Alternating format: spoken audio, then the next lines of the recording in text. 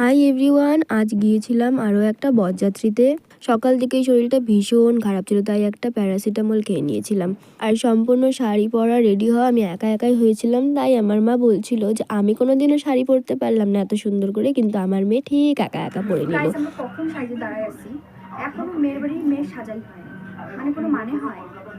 গুড়িয়া ওর দুঃখের কাহিনী শোনাতে শোনাতে ওর দাদাও চলে আসলো। তারপরে আমরা সবাই মিলে রওনা হয়ে গেলাম। বরযাত্রী যেতে যেতে আমাদের প্রায় 11:30 বেজে গিয়েছিল। আর আমার গলার আওয়াজটা শুনে বুঝতেই পারছো তোমরা যে আমার শরীরটা একদমই খারাপ।